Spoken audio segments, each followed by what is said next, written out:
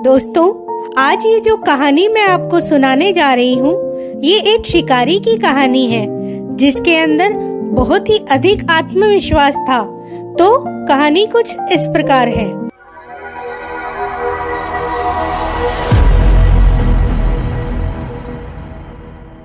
एक बार की बात है, एक संत ने घने जंगल में एक कुटिया बना रखी थी।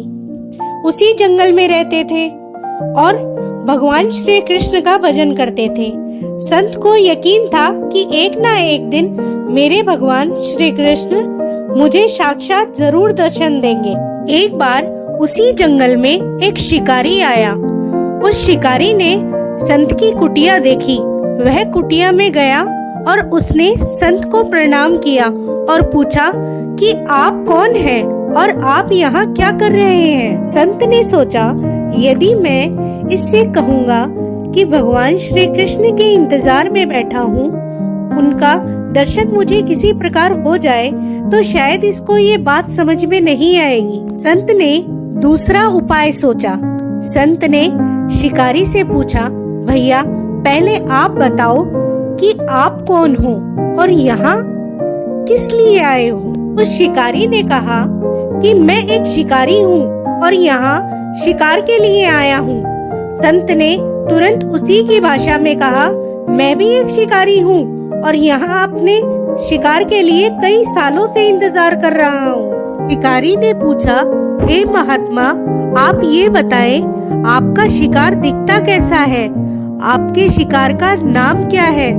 हो सकता है मैं आपकी मदद कर दूं। पहले तो महात्मा थोड़े अभिमान में बोले, ये तुम्हारे बस की बात नहीं है, जाओ यहाँ से, तुम कुछ नहीं कर सकते हो।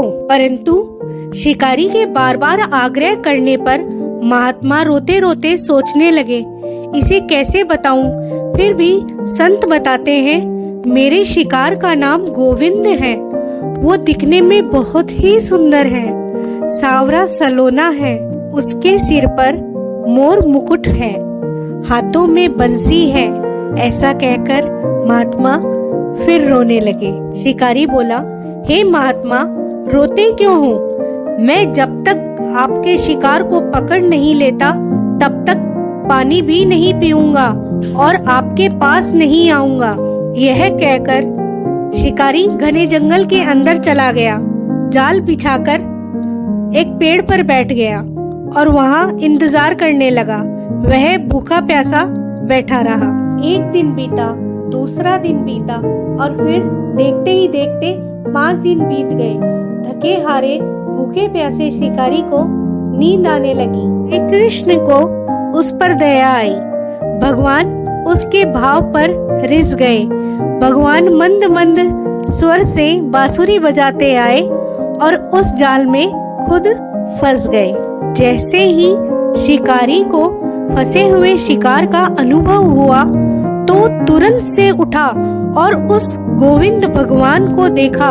जैसा संत ने बताया था, उनका रूप हूबहू वैसा ही था और वह भगवान को देखता ही रह गया और वह सब कुछ भूल गया।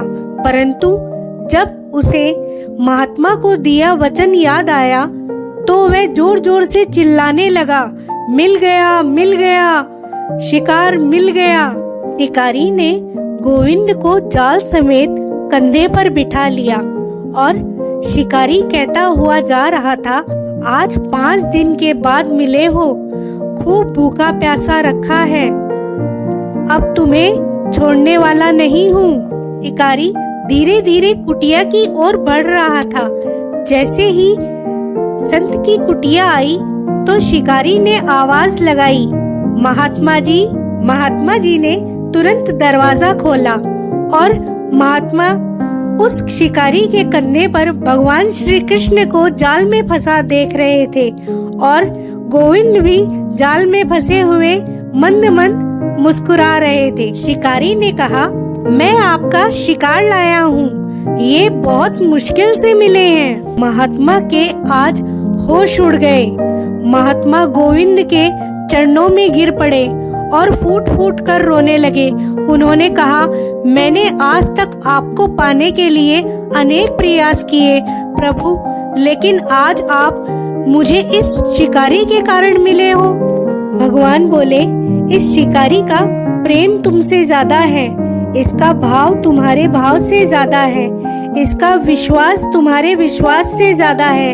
इसलिए आज जब 5 दिन बीत गए तो मैं आए बिना रह नहीं पाया। मैं तो अपने भक्तों के अधीन हूँ। भगवान ने महात्मा से कहा, तुम्हारी भक्ति भी कम नहीं है, तुम्हारे दर्शनों के फल से ही मैं इसे 5 ही दिन में प्राप्त हो गया। इस तरह भगवान ने खूब दर्शन दिया और फिर वहाँ से भगवान चले गए।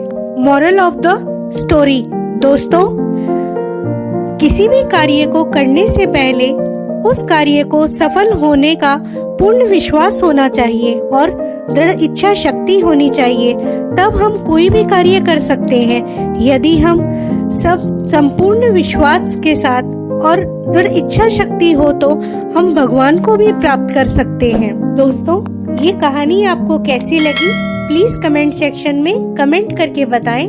Thank you.